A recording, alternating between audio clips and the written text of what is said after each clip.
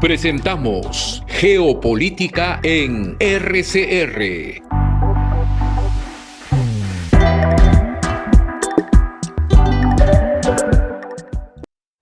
Bienvenidos, estimados amigos, a esta noche en Red de Comunicación Regional, y para quienes nos honran con su asistencia en otros usos horarios también, bienvenidos.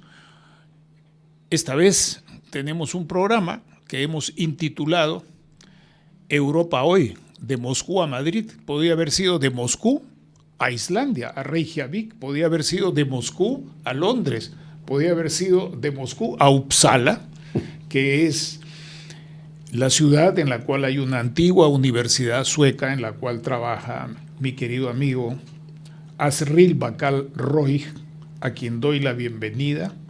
Lo conocí en 1960, entrando yo a la universidad. Para mí, como le decía hace unos instantes, él es un humanista. Hoy día están de moda los técnicos, pero muchos buenos técnicos fueron excelentes humanistas. Y humanistas como él entienden bien las cuestiones técnicas de la vida. Asriel Easy para los amigos estudió en la Universidad Nacional Agraria y se ha dedicado mucho tiempo a temas de sociología, a temas de desarrollo económico desde la base, desde el desarrollo de la comunidad y no solo desde las alturas del Estado. Y tiene una muy vasta experiencia. Hace unos instantes yo le mencionaba que una de las pocas personas que hoy cultivan la herencia de Paulo Freire, este humanista y pedagogo brasilero de reconocimiento internacional, es mi colega de la primera promoción de Ciencia Política de la Católica, Luis García Gutiérrez, a quien enviamos un cordial saludo. Y él me decía que se conocieron en Polonia.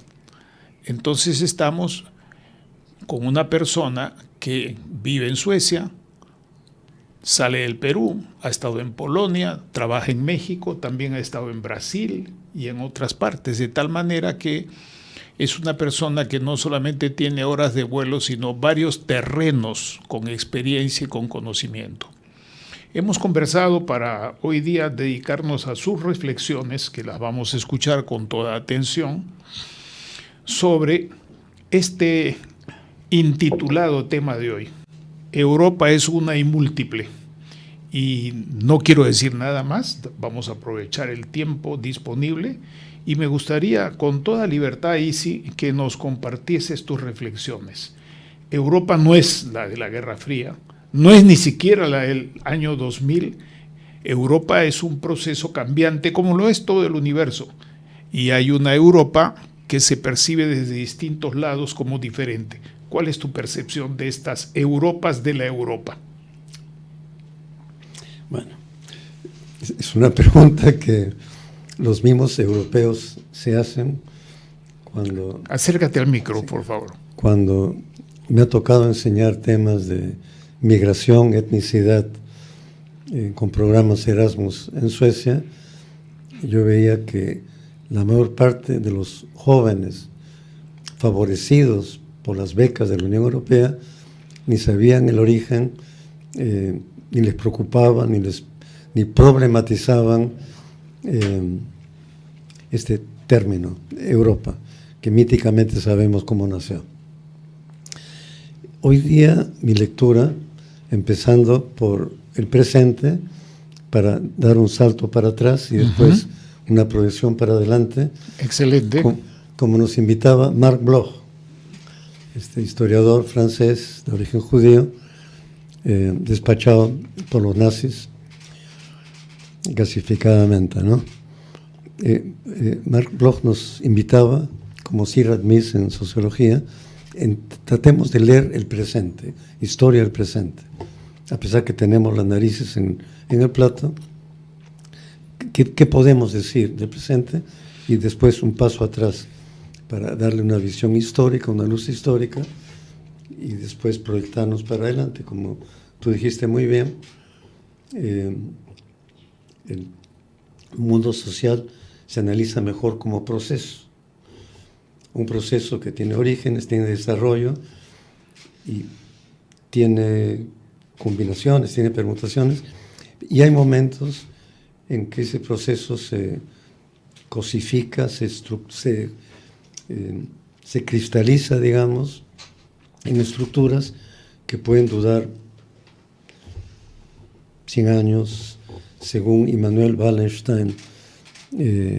Para entender lo que ocurre ahora hay que irnos 500 años atrás, y un poco como Prigogine diciendo que estamos en un momento de caos, de desorden, y lo que ocurra en los próximos años, meses, semanas, va a definir lo que va a ser el escenario futuro. Entonces, hablamos de Europa. Hoy día lo primero que viene a mi mente, vamos a conversar. Voy a pensar adelante. Yo te escucho con todo interés, como todos nuestros amigos que nos siguen. Bueno, lo primero que viene a la mente es fortaleza Europa. En este momento, los países que conforman la Unión Europea se han puesto de acuerdo en un consenso en cómo poner una valla para dificultar la inmigración y también los refugiados, que según los derechos que otorga Naciones Unidas a gente que es expulsada de sus hogares y de sus casas, de sus países, y tienen derecho a asilo. Sin embargo, cada vez es más dura la política consensuada, compartida, y habría que analizar por qué. ¿Por qué hoy en día tenemos más de 100 millones de refugiados en el mundo? Hace 2, 3 años no pasaban de 70, 80. Y esto aumenta. Y las cifras son macabras porque vemos que las pateras que intentan llegar a España, Italia, con embarcaciones frágiles o cruzar llamado Reino Unido, no que mueran como moscas, pero mueren como seres humanos ahogados en un mar de indiferencia. Entonces, lo primero es fortaleza europea. La otra pregunta, que tiene que ver con por qué se hace más dura esta fortaleza, muros más sólidos, más impermeables. Entonces, ¿y por qué hay tantos refugiados en este momento en el mundo? Entonces, una razón es la pobreza. En comillas, voy a regresar al tema de pobreza. Una variable que parece explicar más este tipo de proceso demográfico, en realidad es una catástrofe humanitaria de refugiados, ¿no? Para poner los puntos sobre las IES, porque vivimos en un mundo crecientemente desigual, aceleradamente desigual, y como los vasos comunicantes, la gente deja lugares donde no hay empleo, a donde tienen la fantasía, el sueño, la esperanza de encontrar una forma, una actividad lícita, aún no criminal, lícita, para sobrevivir y ayudar a sus familias, las famosas remesas, que es parte de la película del mundo contemporáneo. En el caso de México es una porción impresionante de Producto Nacional Bruto, lo que viene por las remesas. En el Perú, algo de esas remesas y algo del reciclaje, pues, de los narcolavados, del oro informal, de la minería informal, que parece que solventan, lubrican la economía nacional.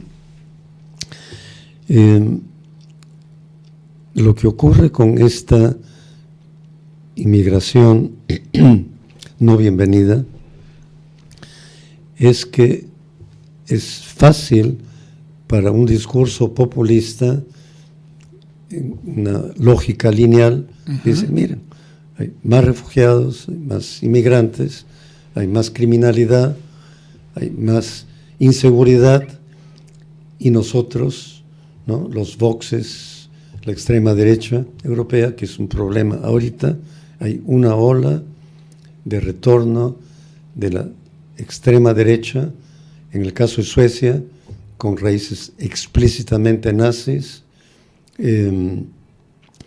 pero tiene varias variantes. Tenemos el caso de Orbán en Hungría, el caso de Polonia hasta las últimas elecciones.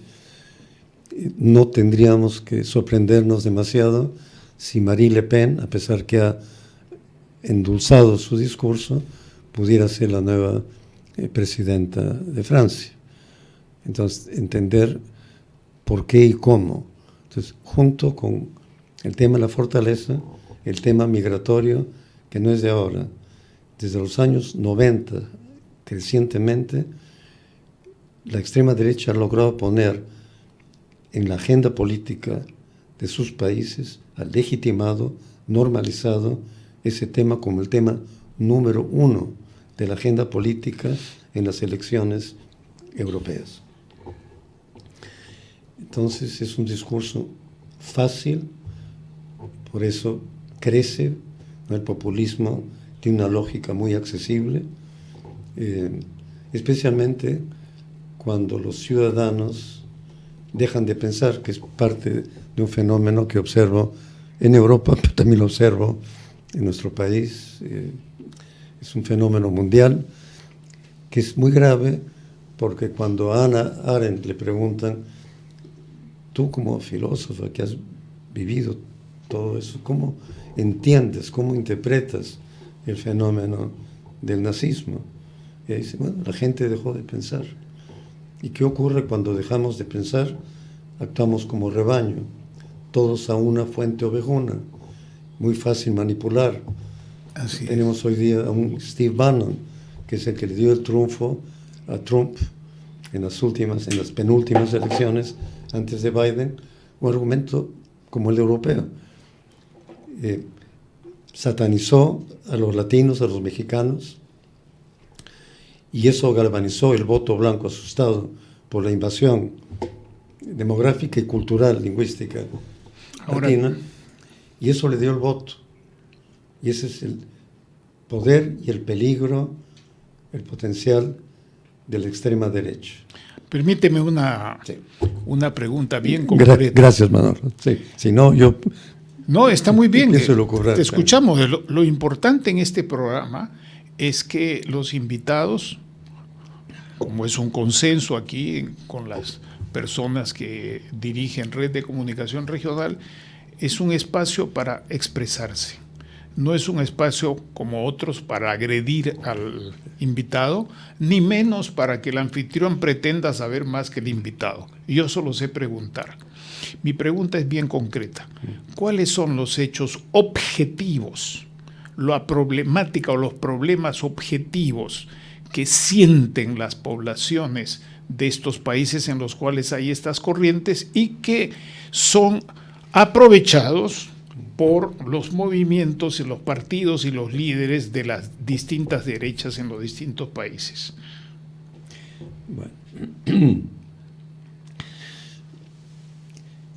Frente a épocas de cambio acelerado, de crisis, hay desconcierto, hay lo que Durkheim llamaba situaciones de anomia. Las normas antiguas no son muy útiles para orientarnos en el escenario presente, y en esa confusión, frente a una complejidad agravada por las innovaciones técnicas, hablando en este caso de la inteligencia artificial, solo imaginarse qué haría Goebbels con Internet, con social media y con inteligencia artificial, ¿no? Bannon ha sabido utilizar esos resortes que no son solamente objetivos. Es una mezcla de factores objetivos y factores subjetivos.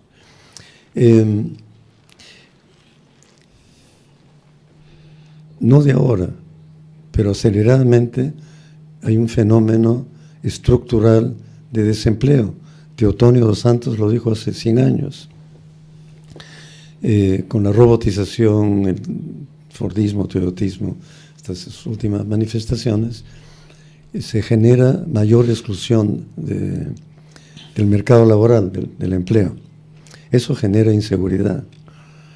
Y si tenemos pues competidores en la mano de obra, la percepción de competencia con estos grupos, digamos, raros, diferentes, la otredad cultural, religiosa, de pigmento.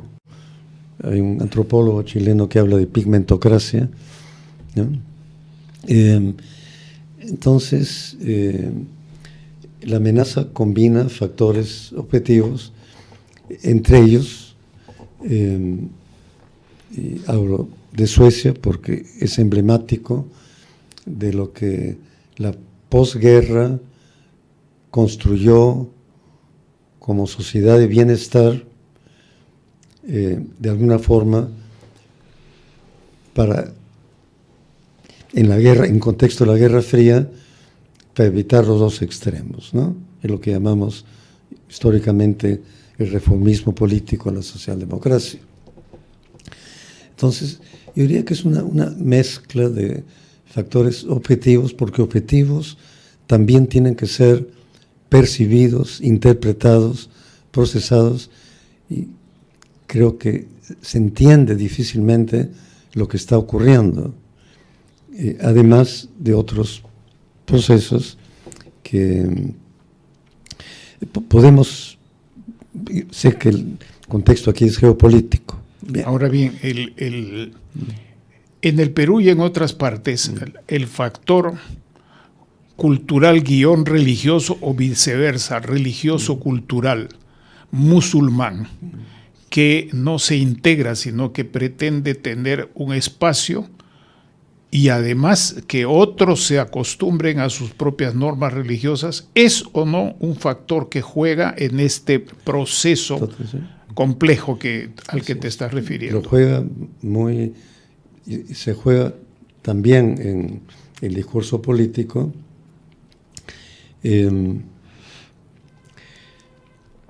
Vamos a analizar las olas migratorias. Y Suecia creo que es un buen ejemplo. Suecia se industrializa tardíamente, aprovecha de su neutralidad en la Segunda Guerra Mundial para dar un salto industrial, requiere mano de obra y vienen entonces italianos, turcos, griegos, números, digamos, no tan grandes como las inmigraciones masivas del día de hoy, y de una forma u otra se integran a través del mercado laboral, son los mecanismos de integración a la sociedad, la escuela y el trabajo. Hay matrimonios mixtos, hay segundas, terceras generaciones que ya pueden aprovechar las posibilidades generadas por lo que yo he analizado como el modelo popular sueco, que muchos suecos no sabrían de qué estoy hablando. El modelo popular sueco se entiende como resultado de un acuerdo, un pacto histórico entre capital y trabajo en Suecia, el año 38, cuando hay paridad de fuerzas. En ese momento se dan cuenta que con la cultura del consenso que caracteriza a Suecia, les conviene hacer ese pacto. El sindicato va a ofrecer paz sindical, menos huelgas, pero va a aceptar las condiciones de trabajo, las jornadas, la preparación, adecuarse a los retos de las nuevas innovaciones técnicas, etcétera. Pero hasta ahí estamos hablando de una población migrante cuyo pigmento o fenotipo, para hablar más genéricamente, no es tan alejado del sueco. Claramente. Y mi repregunta es, ¿esta gente se integró al ejército? ¿Se integró a la práctica religiosa? no la primera, no manada, las primeras olas, no, pero sí hubo un momento, el único momento de violencia racial contra los turcos, que eran más oscuritos, ¿no? Ellos son generalmente de... Aunque las telenovelas turcas nos presentan unos turcos que son... Sí, más europeos, ¿no? Absolutamente europeos, sí, casi sí, escandinavos. Sí. Pero tú ves en Suecia, en Alemania, que segunda, tercera generación ya van a las universidades y ocupan, y también ahí se ve un poco el tema de la competencia.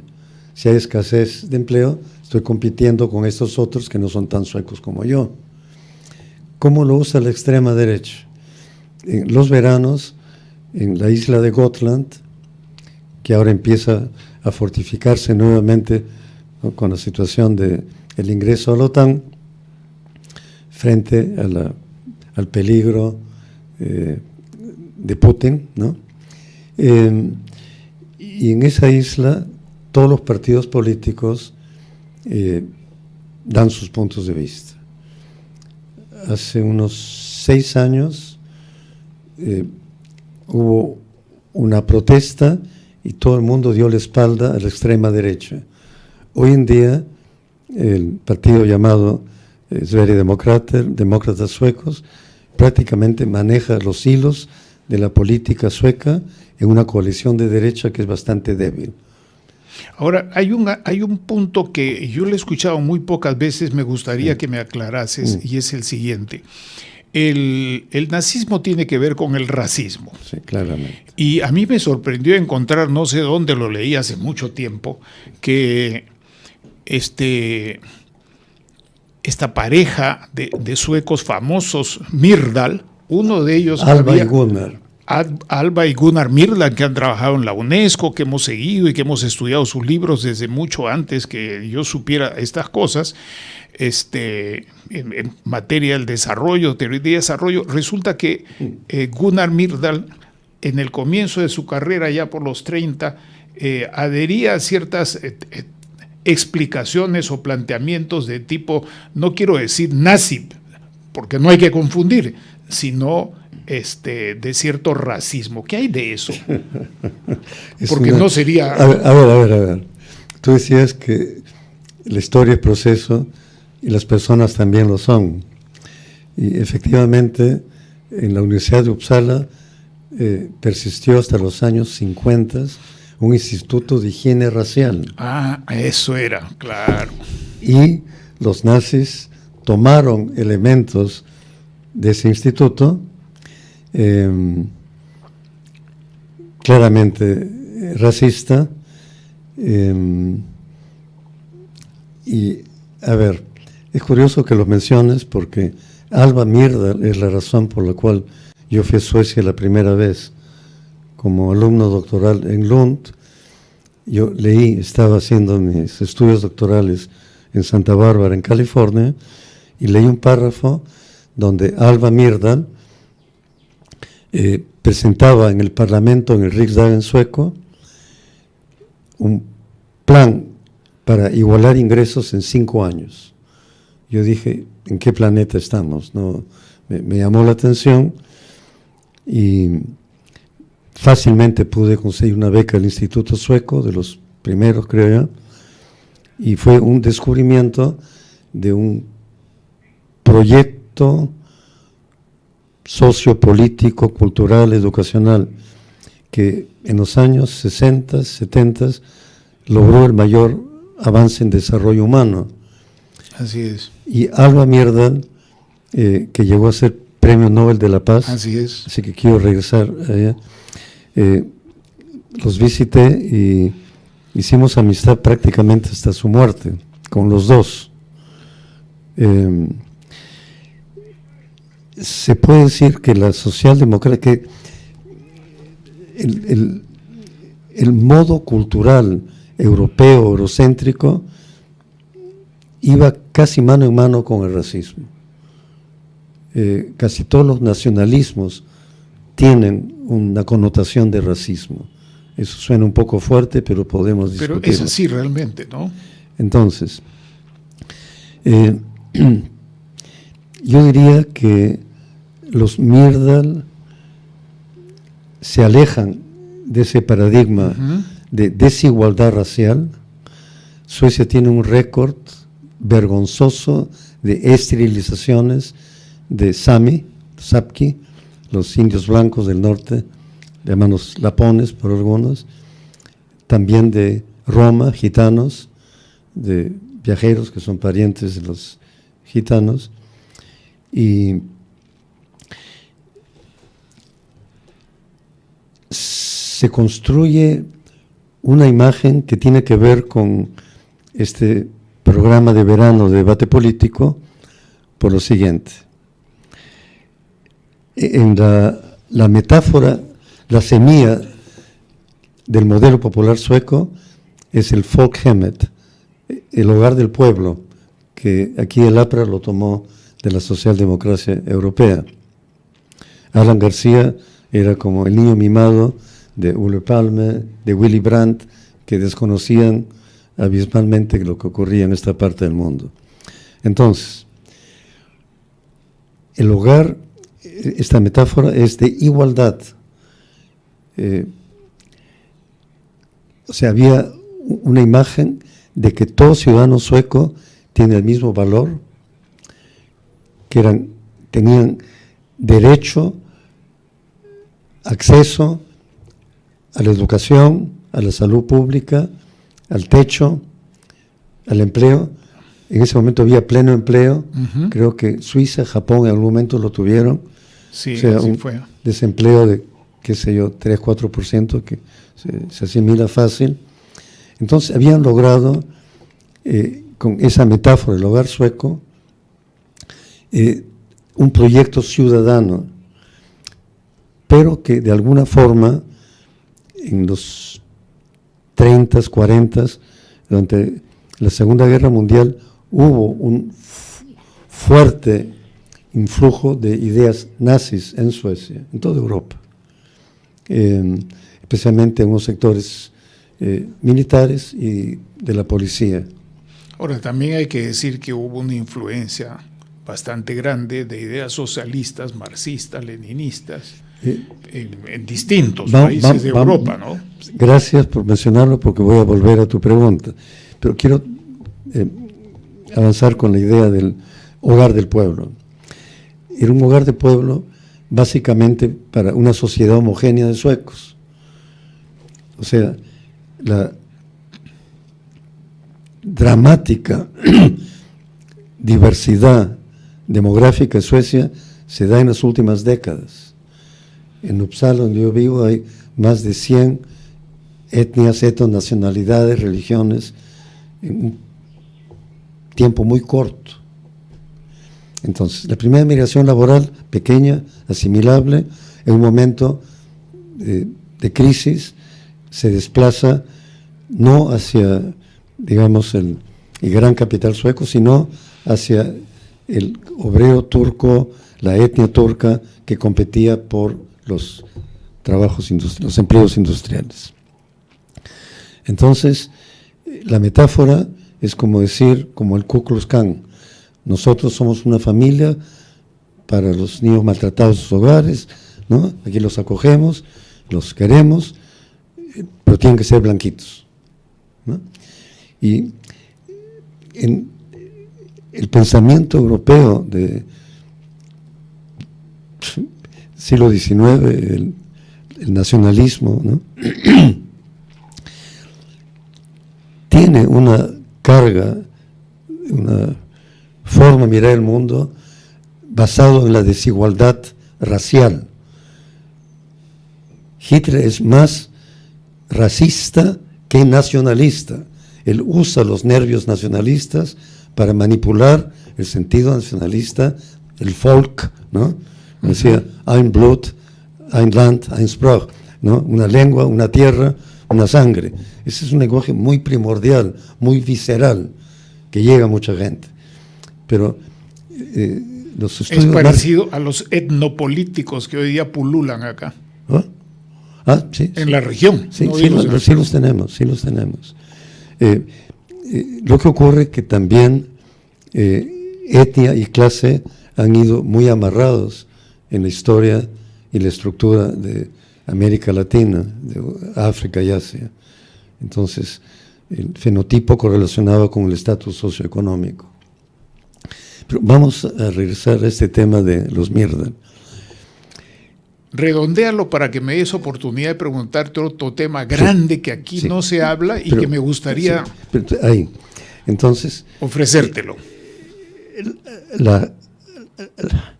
Digamos, el modus, el Weltanschauung de esa época, La cosmovisión. la cosmovisión era bastante racista, incluyendo a la socialdemocracia, que tenía características corporativistas no tan lejanas al fascismo.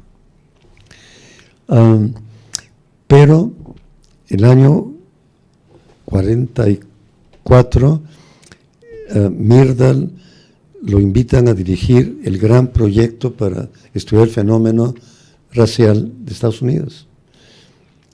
Y él dirige un equipo de sociólogos, científicos sociales, y ahí sale el gran libro clásico sobre el problema racial de Estados Unidos, ¿no? The American Dilemma, el dilema americano. Y que me recuerda a otro, el drama asiático. Que eso tiene que ver con desarrollo, donde Myrdal es pionero, y voy a regresar al tema de desarrollo, que fue la última discusión que tuvimos en su casa. Yo iba a visitar a Alba, porque era más cercano a Alba, ella estaba en el hospital, discutimos con él, pero regresemos a este tema. Con gusto, adelante. A partir de su experiencia americana, primero con este equipo que hace un estudio, yo diría, clásico, elemental,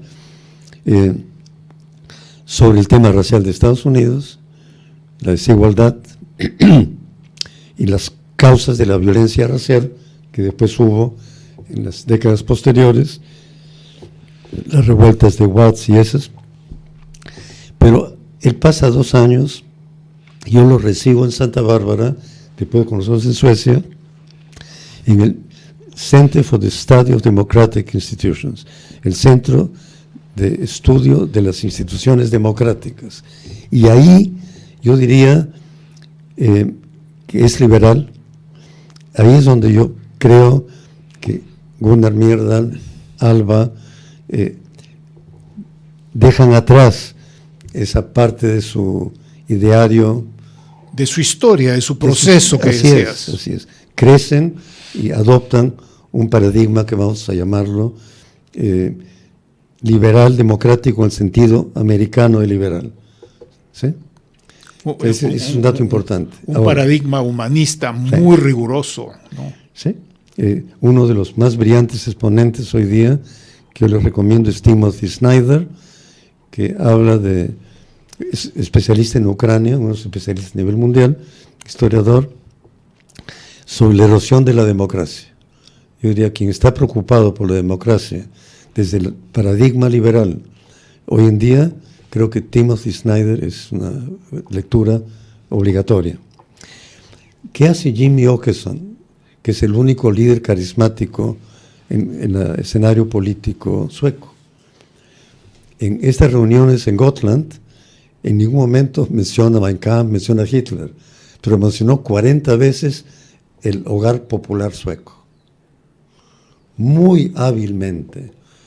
Y a veces uno subestima, y creo que todavía las fuerzas democráticas, centro, izquierda, no han encontrado la forma de contestar efectivamente este bombardeo sistemático, hábil, de la extrema derecha. Yo creo que ese es un tema crucial. Tú me dijiste que bienamente, fortaleza europea, la agenda política, el tema, y cómo la extrema derecha tiene estrategias para todos los segmentos poblacionales. Hacen un trabajo de mercadotecnia, de marketing, impresionante. Tienen estrategia para mujeres, tienen esa estrategia climáticas, ambientales, ¿no? Se vio claro en el Partido Verde Alemán y, para sorpresa mía, un libanés maronita que había estado en uno de las ONGs que trabajan en el tema de la paz, que es un tema que he trabajado algún tiempo, y me invita a una reunión de este partido, Sverigedemokrater, demócratas suecos, ¿no? Y yo le digo, pero ¿cómo me llamas? Este partido tiene raíces nazis, ¿qué importa? ¿Cómo funciona la estrategia con árabes cristianos? Como se sienten atacados y son atacados por los musulmanes, ahí tienen una estrategia publicitaria que atrae, ¿no? No solamente a libaneses, hay iraníes, hay, especialmente los que ya lograron, igual que muchos mexicanos que se integran en Estados Unidos, después son de los peores opositores de los nuevos migrantes. Así es. ¿No? Bien, entonces... Es parte de los ideales duros que se forman, aquellos que arriban de todo este proceso que también se puede llamar arribismo en cierto sentido, ¿no? Sí, los hijos de andaluces en Cataluña son más nacionalistas que los catalanes. Entonces, yo diría esos tres elementos. La situación de crisis se siente especialmente después de la guerra de Ucrania. Eso ya no solamente es objetivo, hay toda una historia de... Me hubiera gustado ese tema 5 horas contigo. Pero es un tema que llegó para quedarse, aplicando estos criterios de Bloch y de la escuela francesa de la larga duración. Yo digo que hacia adelante es una larga duración a futuro, independientemente del teatro de operaciones, que es otra cosa, ¿no? Y, Manuel, tú mencionaste el tema de desarrollo. Y uno se dice, bueno, ¿por qué toda esta gente quiere venir a Europa? ¿Qué les atrae, no? ¿Cuál es la esperanza? Uno, es en los procesos migratorios hay la patada, lo que te expulsa, y lo que te atrae, ¿no? El push-pull. En La Molina, cuando estudiábamos y teníamos influencia en la escuela francesa, leímos a Jacques Malassís. Y Jacques Malassís decía, miren, ustedes tienen problemas migratorios en América Latina, la gente viene de la provincia, del campo a la ciudad, a Lima. Lima, en el censo del 40, habían 2 limeños por cada migrante serrano, en el censo del 60 se invierte 2. Bueno. Entonces Malassís dice, miren, si se quiere parar el flujo migratorio, hay que generar iguales condiciones de vida en cualquier rincón del territorio nacional. Eso se ha formulado en términos del modelo holandés. Si uno está en Utrecht, está en Ámsterdam, en Wageningen, en Breda, se tiene la misma calidad de vida básicamente. Permíteme una acotación. Sí. Cosa que no ocurre en otros estados europeos en los cuales hay una diferenciación bastante grande respecto de lo que tú dices y sí, que produce unas problemas, tensiones y conflictos y movimientos sociales que mucha gente no se explica, pero ahí está la razón. Así es. Y, bueno, una razón, no la única. Y bueno, la gente también ignora que la socialdemocracia y su proyecto de bienestar social tiene que ver con la migración del norte hacia el sur. Porque el norte, que es muy rico, es muy frío, muy oscuro, y la gente se atrae por las ciudades, por el brillo de las ciudades. Así que el primer conato de construir el modelo sueco de bienestar tiene que ver con el flujo migratorio, o sea, dando razón a Malassís. Y se logra frenar con una política que se llamó del mercado activo, donde estuvo un economista. Hay una escuela de Estocolmo en la época de la escuela de Cambridge, la escuela keynesiana, que poca gente conoce. O sea, Myrdal pertenece a la escuela de Estocolmo, con ideas muy parecidas. Danos algunos nombres para orientar a nuestros amigos. Pero lo gracioso es que cuando yo enseño en Suecia, pregunto a los universitarios suecos, ¿quién es Rudolf Meiner? Nadie. Rudolf Meyer, austríaco, como Kreisky, que también estuvo exilado en Suecia, de origen austríaco, en el caso de Meiner de origen judío, pero no le importaba, y Josta Rehn. Estos economistas hicieron una política macroeconómica que permitía redistribuir ingresos y el centro, digamos, o otras municipales más ricas, subsidiaban el norte para generar empleo, evitar la migración, pero también crear condiciones de vida atractivos. Entonces, yo diría, como es un La tema, planificación francesa fracasó en eso. sí, con Pierre Massat. Así es, Pierre Sí. Massat. Entonces, yo diría, si queremos resolver a largo plazo el tema de la emigración, de esta catástrofe humanitaria de refugiados, más de 100 millones, que no está siendo bien manejada, que fue una causa de la Segunda Guerra Mundial, según historiadores europeos contemporáneos. Entonces, ahí viene, ¿para qué se creó Naciones Unidas? ¿No? En plena Guerra Fría, Truman enuncia el tema de desarrollo en la pugna ideológica entre los dos superpoderes, la Unión Soviética, Estados Unidos Occidente, más ideología de mercado y ideología del Gosplan, del plan vertical soviético, ¿no? Entonces, desarrollo, su razón de ser, disminuir la brecha entre países, regiones y dentro del país también, para dos cosas: ser el suelo para un proyecto democrático en la posguerra. Parece que desde ese momento hasta ahora ha perdido vigencia esa parte, entre otras razones porque se ha disparado la desigualdad. Así es. Entonces, sería un tema también asociado, ¿no? Los sociólogos tendemos a asociar todo con todo, porque de alguna forma hay una relación.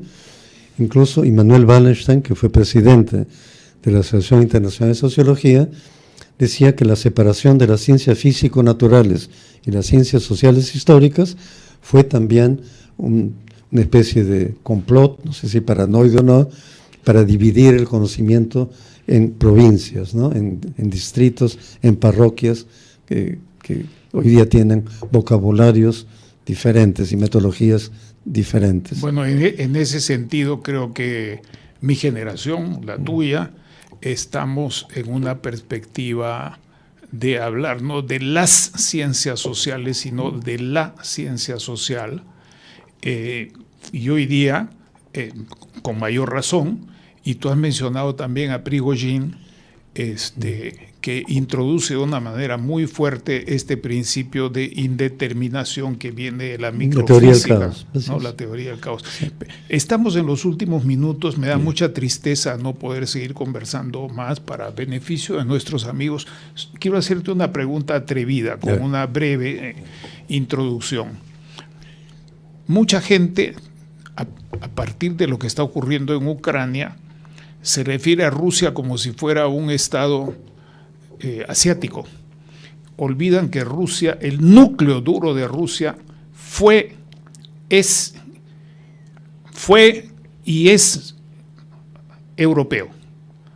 Los rusos son los eslavos del este y son por lo demás en buena parte descendientes de migraciones nórdicas, allá hace varios siglos. La pregunta es, si Rusia en su núcleo duro y fuerte, ¿no?, es Europa, ¿por qué no hay migración hacia Rusia?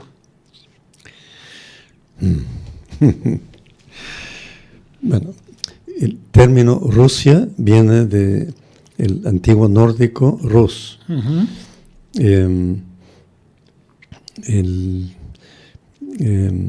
Ucrania, Kiev, fue la primera Rus, ¿no? Tiene origen también de migraciones vikingas.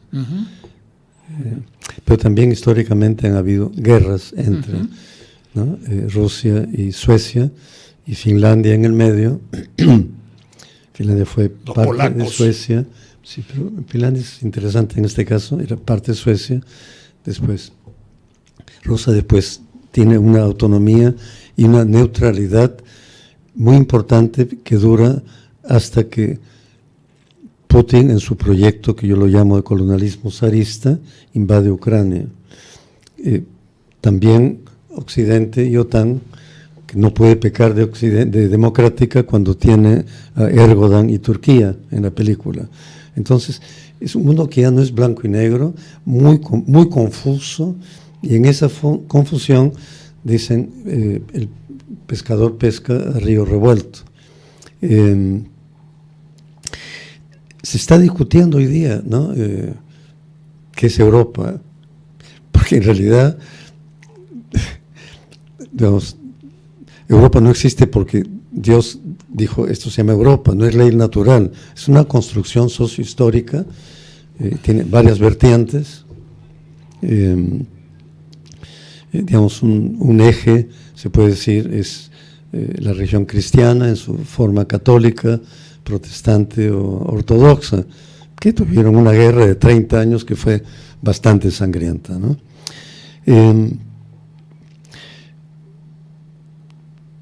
Turquía quiere ingresar a la Unión Europea y los europeos dicen, bueno, no son suficientemente europeos, a pesar de sus programas de televisión. Y que les convendría, dicho sea de paso, porque entre Turquía y Rusia hay una tradicional rivalidad. Entonces, más conviene estar cerca del rival que lejos. Sin embargo, los autócratas se entienden. Entonces, Erdogan, como Orbán en Hungría, como Moody, tienen forma de dialogar con autócratas, con líderes autoritarios.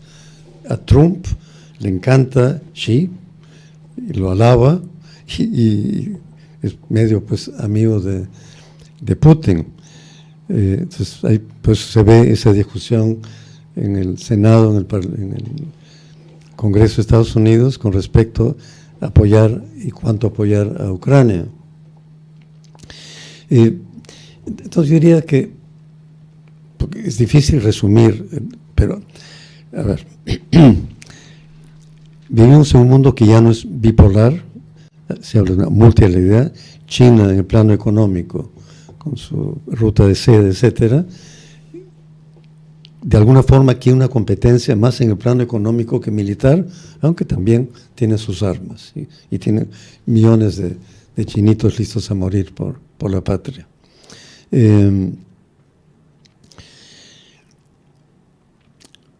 Putin quisiera, ¿no? Porque sí tiene complejo de Napoleón, y de cuando en cuando saca el sable atómico, lo cual nos habla de una dimensión que en América Latina parece exótica, lejana, que es la espada de Damocles atómica. 80 años vivimos con eso y ya se ha normalizado en América del Sur. El Tratado de Tlatelolco nos da una falsa seguridad de que no hay armas atómicas en América Latina, a pesar que Brasil y Argentina estaban listos a tenerla. Lo que ocurre es que si hay una chispa nuclear y una tercera guerra mundial, o sea, ya no estamos tan lejos. Así es. ¿No? Nadie controla, o sea, los vientos, los efectos. Los vientos de Chernobyl han aumentado los cánceres tiroides en Suecia, por ejemplo, y en otros países. Entonces, yo, aunque no estaba en el programa, yo quisiera poner sobre el tapete algo que sí me preocupa. Guterres dice que ya no hay una crisis climática, sino hay una evolución térmica. Lo que está pasando ahorita en Brasil, en Río Grande do Sul, en Porto Alegre, es inédito. Es una catástrofe que nunca se ha dado en esa parte del mundo. Los científicos que estudian el clima, la Comisión de Naciones Unidas para el Estudio Climático, tenemos 2 peruanos. Una es una gran amiga, la arquitecta Liliana Miranda Sara. Y Eduardo Calvo, que ha estado en este programa 2 veces ya. Entonces, esta crisis que es planetaria no es abordada en forma conjunta por ¿Cuál es el organismo internacional que tenemos? Naciones Unidas, que crecientemente ha perdido su punch, ha perdido su legitimidad. La gente no sabe quién es Guterres y para qué sirve, ¿no? Porque si la idea era evitar las guerras, hoy día la producción de armas llega a trillones de dólares o de euros. Aumenta, CIPRI lo documenta año a año. Entonces, hay un momento, digamos, de un desorden, de caos, que tiene que resolverse de una forma u otra, frente a la ausencia de una convocatoria coherente, digamos, de una izquierda democrática. Parece que la extrema derecha logra articular esos descontentos, esos desconciertos, esa anomia, y es un peligro inminente. COVID fue una oportunidad como cuando han habido ataques masivos de langostas, de plagas, de generar respuestas globales. Y la preocupación que yo tengo es que no veo los estadistas con visión de largo plazo que el mundo requiere para confrontar los retos urgentes, inmediatos. No lo veo. Hay más cortoplacismo. Si se quisiera realmente combatir a largo plazo, mediato plazo, la criminalidad, la violencia criminal, un estudio sueco empírico ha demostrado que la variable que explica más es la brecha socioeconómica. Entonces, política de reducción de ingresos. Tenemos la herramienta, son los impuestos. Y eso permite redistribuir. ¿Qué pasó con Pedro Franque cuando presentó ese humilde, tímido proyecto de poner impuestos a los que eran más ricos, ¿no? Lo sacaron. Entonces, pero no solo aquí en el Perú, yo creo que en todo el mundo yo veo cortoplacismo, eso lo dicen los que ahora están en el Club de Roma, cortoplacismo, una codicia que hoy día fui a sacar del banco, me permitieron límite de 200 soles y el banco se quedó con 38 soles. Entonces, ese tipo de locura, de codicia, de avaricia, de maquinaria inhumana, yo creo, o se frena en todos los planos, llámese clima, llámese armamentismo, ¿no? Y ahí viene un dato que tú debes conocerlo, Manolo, y para ya termino, me están esperando. Cuando Naciones Unidas se crea, tiene dos pies. ECOSOC, que la gente hoy día no sabe qué es, y el Consejo de Seguridad, que nos guste o no Evo Morales, o sea, ¿no? Creo que no es lo que quisiéramos creído que era. Consejo de Inseguridad. Ahí se producen y venden la mayor cantidad de armas que al venderse y usarse crean inseguridad. O sea, está bien cambiarle el nombre. ECOSOC, su función era manejar desarrollo socioeconómico, disminuir la brecha. El PNUD hace un poquito de eso. Pero no estamos a la altura del reto y como padre, abuelo, adulto, viejo, sí me preocupa el futuro. Porque lo que vamos a dejar. Sí, como Suecia y Europa podrían haber dado una salida civilizada, cuerda, llámese reformista, como quieran, pragmática, y lamentable no lo está haciendo. Entonces, es una preocupación, pero no quiero también acabar sin traer una nota de esperanza. Paulo Freire, en sus años finales, se dio cuenta que la esperanza y la desesperanza son variables políticas importantes, que los mejores técnicos científicos, si son cínicos, son cómplices de reproducción de la maquinaria que está, de la maquinaria civilizatoria, industrial, lo que queramos llamarla, que pone al dinero al medio del juego económico y no al ser humano, como pretendía el padre Lebret y gente de su generación, dentro del ámbito de la doctrina social de la Iglesia. Muchas gracias.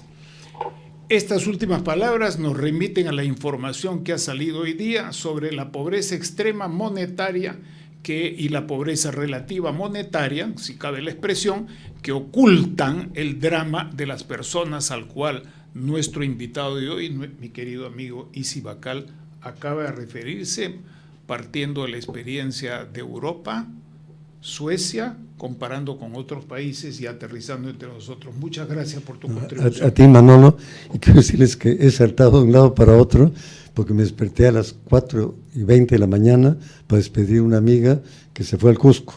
Entonces, entre ronco y cansado, he volado por varias esferas. Mayor gratitud. Bueno, muchas gracias, Manolo, y espero no haber abusado de la paciencia de los oyentes.